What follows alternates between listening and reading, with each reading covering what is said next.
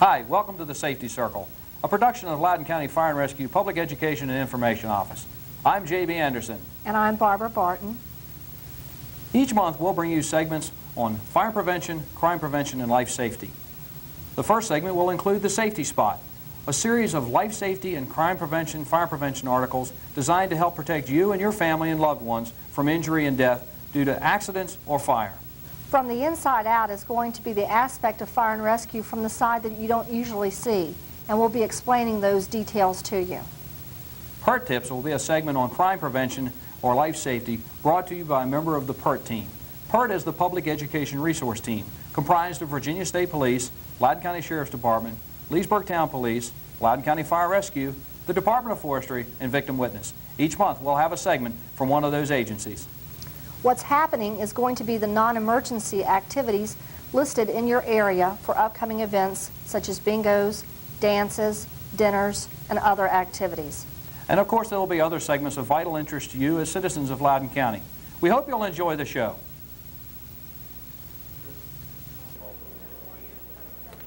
Do you know what to do when you have an emergency? What happens when you dial 911?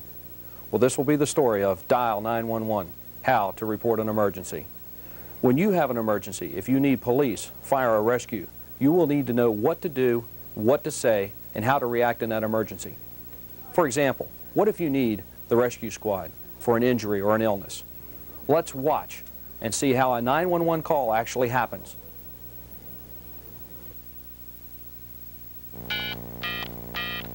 Loudoun County emergency. Do you need police, fire, or rescue? Rescue.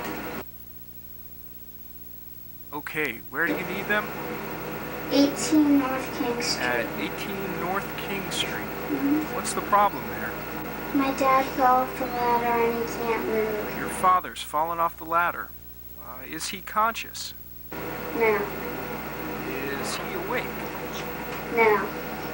He's not awake. Okay, I don't want you to try and move him. Where is he located now? In my backyard. He's in the backyard. Okay, what's your name? Amanda Smith. And what is the phone number you're calling from, Amanda? 555-2368. Okay, is there anybody there with you? Yeah. All right. Tell them not to move your father, okay? I'll have somebody right out there for you, okay? Bye. That was great. They told him the exact location of the emergency, their name, their telephone number, and the emergency that they had.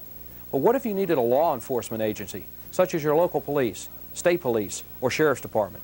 Let's watch an example of an emergency by dialing 911 for police assistance.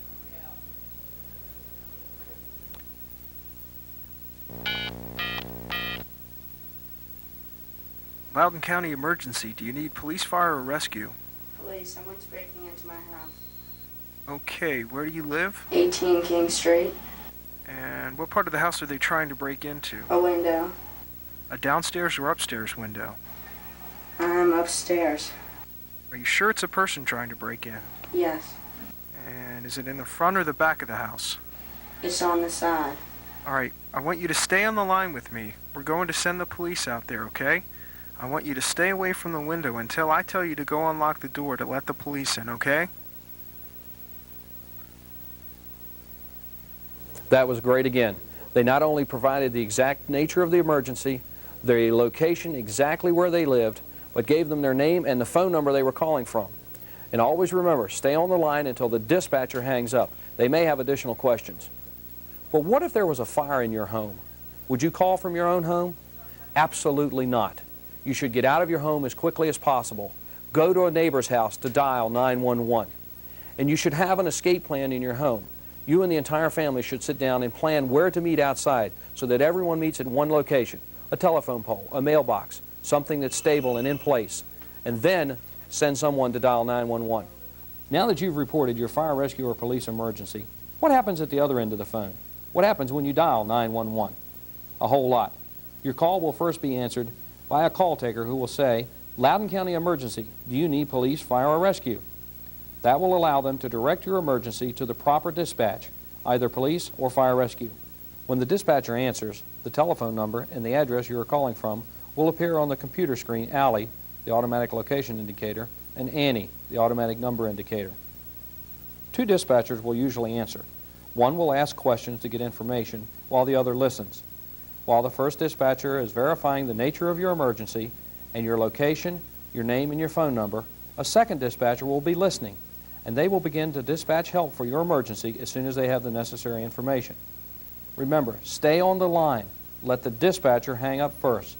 Make sure that you tell them the nature of your emergency, your exact location, and your name and the phone number you are calling from.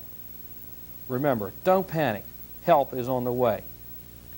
Well, there you have it. 911, how to report an emergency. Now you know what goes on behind the scenes and how to report an emergency through the use of 911. But what happens if you're on the street and emergency vehicles are responding to an incident? Now's your chance to find out what the law says and what you should do when fire, rescue, and police emergency vehicles are responding to any incident. For now, I'm J.B. Anderson, Loudoun County Fire and Rescue.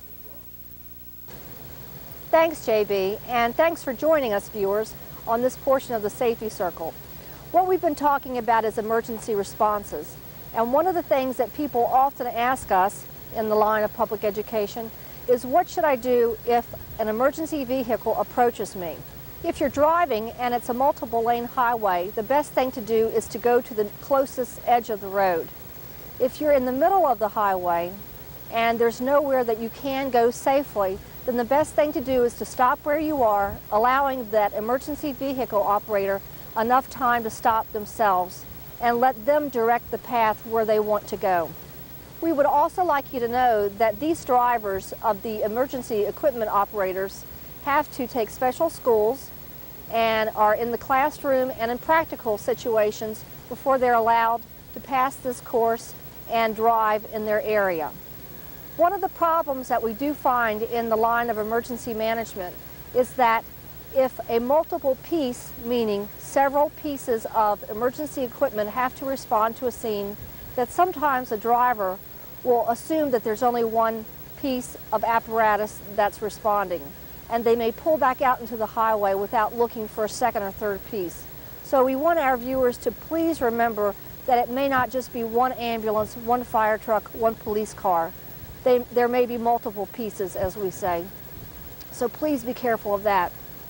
We start our children also very young at responding to the lights and sirens. One of the things that we would ask you, if you have small children, is to remind them not to run out into the street if they hear sirens, if they see lights flashing.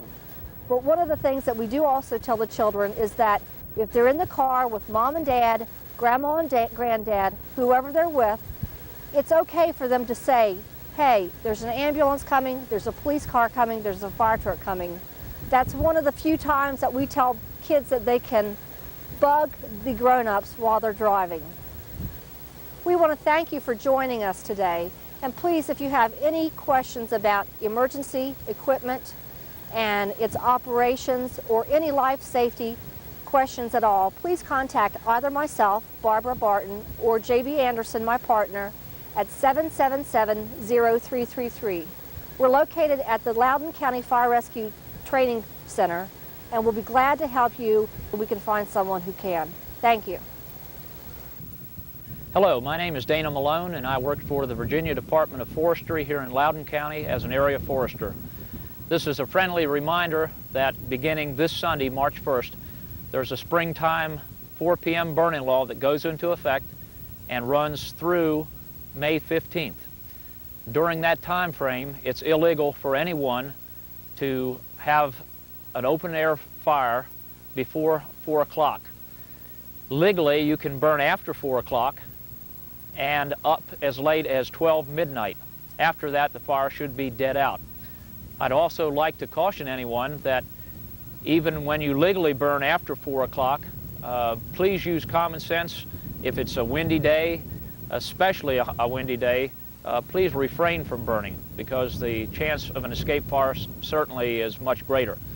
If you do decide to burn after 4 o'clock, fire control must be notified, given your name, your address, the exact location, so that perhaps a neighbor who would see the smoke would not call fire control and a brush truck be sent out needlessly.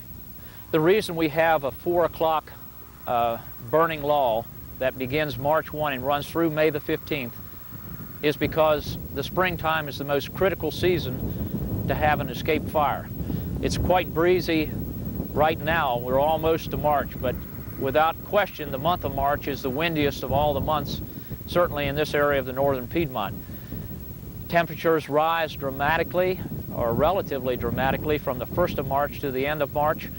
Humidities are often quite low. And finally, you have a lot of people that begin to be active in the springtime, or certainly by March. They've been cooped up all winter. You have people who want to clean their gardens off, farmers who are getting fields ready to plant, a lot of students who maybe want to get out and ride trail bikes or go hiking. So you have a lot more potential causes for fire. The reason 4 o'clock was arrived at is because after 4 o'clock you have more people returning home from work who can man the fire departments. Most of the fire departments in Loudoun County are volunteer in nature. I'd like to also point out that every year in the state of Virginia, as well as here in Loudoun County, the single greatest cause of fire are people who simply burn brush carelessly. I just simply caution you that should you be burning a debris pile after 4 o'clock, it needs to be attended at all times. If that fire becomes an escape fire, the Department of Forestry would have to investigate the fire and try and suppress it along with the fire departments, who I might add, there's an excellent volunteer fire department network here in Loudoun County, and they respond readily and suppress the great majority of the wildfires that occur here. But nevertheless, the Department of Forestry, if woodland is involved, we'd have to investigate it and submit a fire report. If we can determine the origin of the fire, the person responsible would have to pay all suppression costs involved with the Department of Forestry, time, mileage. If we have to bring in equipment such as state bulldozers, that person would have to pay for those suppression costs. If it is a violation, or if that fire occurs before 4 o'clock, the responsible person would be issued a summons, would have to pay court costs, and whatever fine it's determined. The violation now with the Department of Forestry is a Class 3 misdemeanor, and it carries a fine of up to $500. So again, it's just a word of caution, and please use common sense when burning. I might also suggest, we've had rain now the last 2.5 days. The rain has just recently stopped. The ground is saturated. Anyone who might want to burn after March 1, a day following a rain in the evening certainly would be a safer time to burn than if several days had passed without rainfall.